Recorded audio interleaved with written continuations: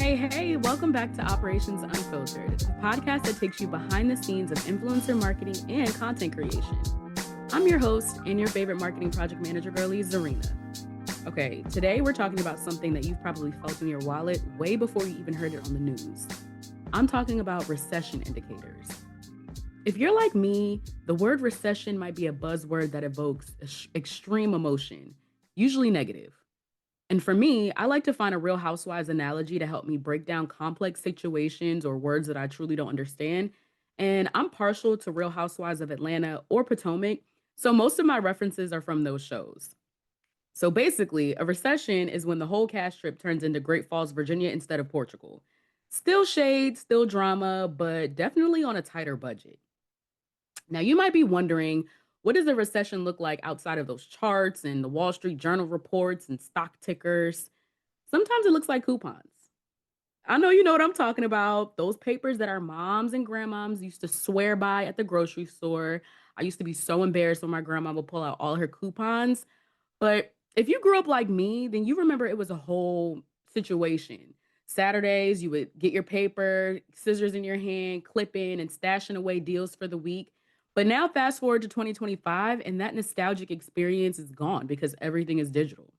Apps, QR codes, loyalty codes, and convenience is nice, but it raises the question, are we missing something? Is something being lost? Here's the twist. There's a rise of creative hobbies. My friends are scrap journaling, scrapbooking. People are really searching for tactile, nostalgic experience. So maybe there is a lane for paper coupons to make a comeback. I mean, could you imagine blending crafting with budgeting? Now your journal becomes a money saving scrapbook. And honestly, in a recession, that might not just be cute, it might be a practical solution. Okay, so keep that in mind. And here's another shift that has been quietly happening that I'm not sure if you guys are aware of this, but major retailers are tightening the reins on their loyalty programs and their coupon codes. For example, Target and giant grocery stores and other retailers are no longer accepting competitors' coupons. Now, that might sound small, and some of you might not even have known that these companies were doing this, but it's a huge change. For families who are used to stacking deals, it means less flexibility, less breathing rooms, and higher out of pocket costs.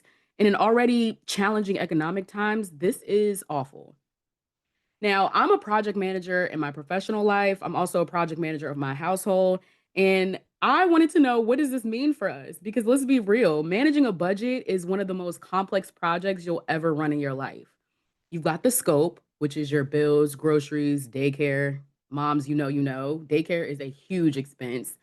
You've got resources, your paycheck or any other side hustle income. And then you've got stakeholders, like your preschooler who suddenly only eats one brand of yogurt. She only likes the Sky Danimals yogurt, by the way. So there's that. And when competitor coupons disappear, it's truly like losing a key resource in your project plan. Now we've got to pivot. Now I've got to rebalance the schedule and reallocate funds. It's project management, but with grocery bags. Hate it here. And you guys, this is where we're seeing another interesting recession indicator, the rise of consigning and thrifting. People aren't just hunting for deals at thrift shops, they're making money back by consigning their own items. I'll give you guys a quick example. Over the past year, well, 2 years since I've had my daughter, I've made a few $100s consigning everything from old beach equipment to car seats and even a bassinet. Things that my family no longer needs turned into actual cash, which then got funneled back into other projects like daycare costs or a quick giant run. It's like closing out a project, reclaiming unused resources, and putting them to work somewhere else. And that's the perfect lead into today's guest. Robyn is the founder of TotSwap Consignment, which is an incredible business that helps families buy and sell gently used items. She's built a model that not only saves people money, but also creates a community around sustainability and financial flexibility. I'm happy to report that I've consigned with TotSwap 2 years in a row, and I've made some coins. So let's chat with Robyn about all things consignment and financial security and flexibility through the TotSwap Consignment. It's so interesting because the way that from when I started to now and how marketing and online has evolved, it's so fascinating. I'm fascinated by all of that. And Really? So yeah, you have oh, to tell me your origin story because I want to know. yeah. I like how did we land at TotSwap? Like it's the most innovative idea, and my husband and I laugh as we're dragging all of our stuff in there every time. We're like, this lady's a genius. How did you do this? And I was like, you know what? I'm sick of asking you, I'm not. husband. I'm gonna ask her. So here we are. Yes, here we are.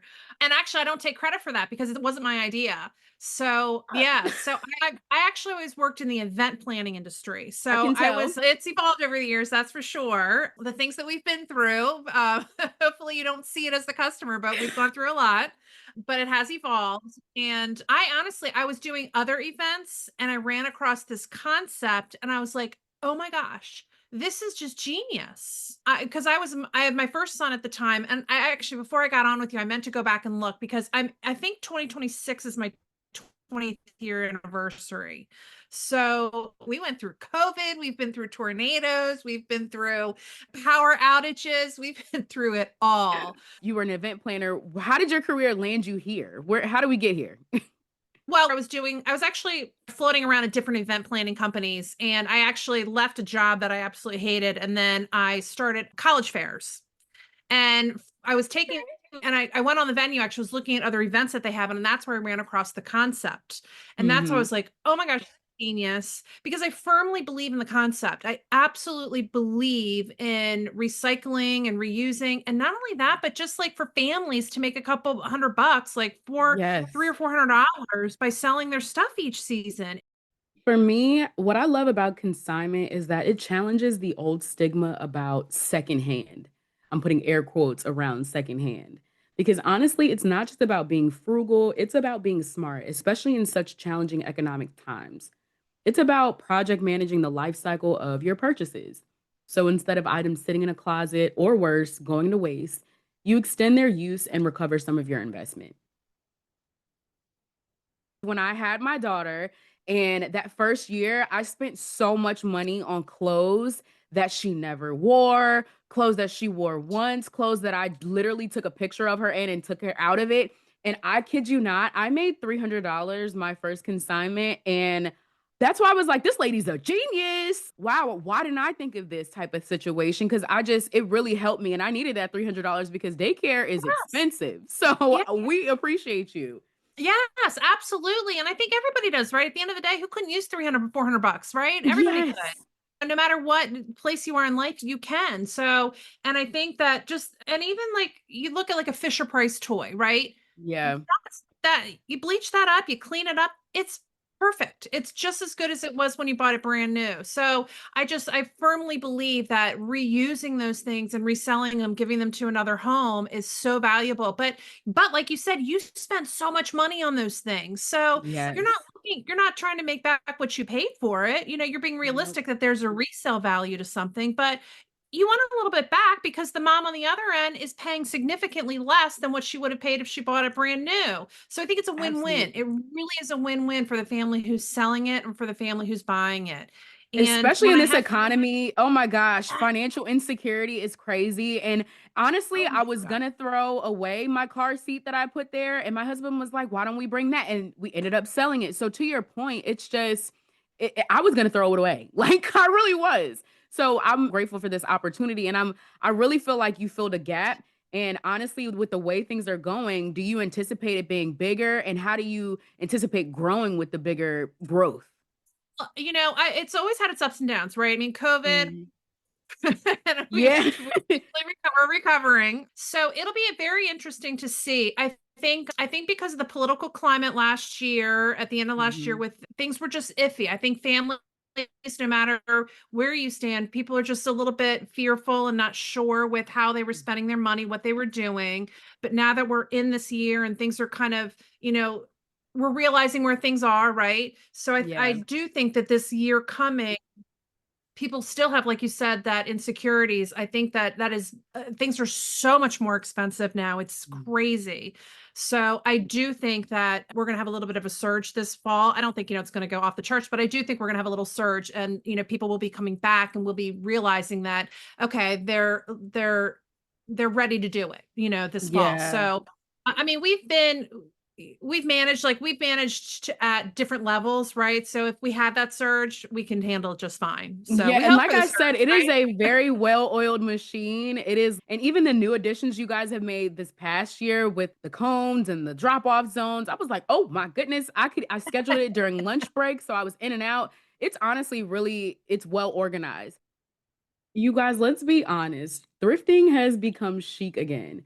Between sustainability trends and TikTok thrift hauls, buying secondhand isn't just a money move, it's a cultural shift.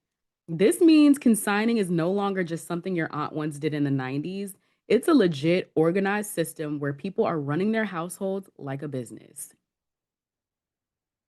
Now, for me, as a corporate project manager, a booking agent for influencers, and a content creator myself, here's how I think about project management in the household.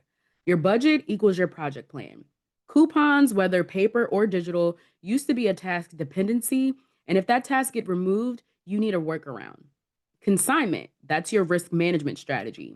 It's your plan B, air quotes around plan B, revenue stream. If you have an unexpected daycare bill, I mean, moms, if you know that annual registration fee, I hate it, but it comes. Consign last year's summer stroller that you're no longer using, and now you can cover your daycare bill. And the last thing, thrifter equals stakeholder engagement because let's face it, the stakeholders, which are your family, still expect results even if your budget is tighter. So when we zoom out, these shifts in coupons, competitor policies, and consignment aren't just random trends, they're honestly early warning signs, indicators of how the economy is squeezing families and how we have to adapt with creativity and strategy. Speaking about content creation, if you could collaborate with your dream influencer, your dream content creator, who would it be and why? And what would you envision them doing, or how would you envision them promoting the Tot Swap? I don't think I have one in particular. Because, when you think about your dream influencer, they're, these people who have millions and millions of fans. But for me, it's just Yeah. the local families, that's from a marketing perspective, right? For Mhm. TotSwap marketing perspective. Is I just, these moms who just have the influence locally, right? They're micro influencers. Those are the people that I really want to reach out to and work with, are micro influencers. Because even those influencers that have hundreds of thousands of fans, they're Mhm. really broad spectrum, like, all across the United States or even worldwide, where somebody who Yeah. only has like a couple thousand followers, they're really niche. They're really more local. There's the people that I really, that are more, I think, up my alley. Yeah, I love that you said micro influencer, and the fact that you said that, literally my heart fluttered because you as a business owner you're able to delineate between you know what I mean? I love that Yeah. because that shows that you're invested in growing your business as far as marketing is concerned. And I think you are spot on. What is one myth or misconception that people have about consigning this industry, this business? What do you think is a myth or a misconception that they have about it?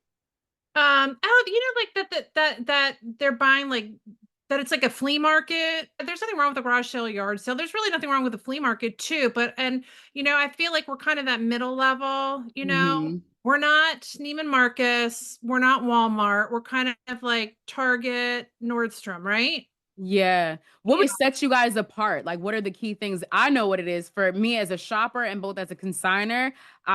For reference, guys who are listening, I brought my Ralph Lauren items. I brought my Juicy Couture baby items that were gifted. okay. You know what I mean? Those type Yeah, of yeah, yeah. things. So, Yes. Well, yeah. and we have that, right? We have all of it. We have, and actually it's funny because we do a lot of buying. So, but as a buying, we only buy the high-end stuff, right? Mhm. But if you're selling on your own, you can sell your Carter stuff. You can sell your Old Navy stuff. That's fine. But you can also bring your Ralph Lauren and your Mini Bowden and your Lily Pulitzer and all that stuff. So it really runs the gamut of all price ranges of things. So, and Yeah. it's quality stuff too. So, but I think the biggest difference is when you're shopping yard sale, flea market, or garage sale, it's organization, right? So if Mhm. you know you need girls 3T, you're going straight to that section. So, Yep. you don't have to shop around and spend all these hours searching. You just come right to one place and you find it all in one spot. And it's very easy to shop. And can you talk a little bit about the other types of things that you guys sell? Because I know it's TotSwap. I know you have the car seats, the sleepers, the baby items, but what are some of the other things you have? I know you have books, I know you have board games, I know you have that, but what are some other categories that people? From tot to tween and everything in between, plus Oh, maternity, right? yeah. But we have home decor. Home decor is I actually like the home decor section. I would like the home decor section to grow because as our moms grow or get older, right, that their kids might grow out of it, but there's still the home decor stuff. How has running TotSwap changed you as a person? And what is the moment that you were like, aha, this is it. This is why I do what I do?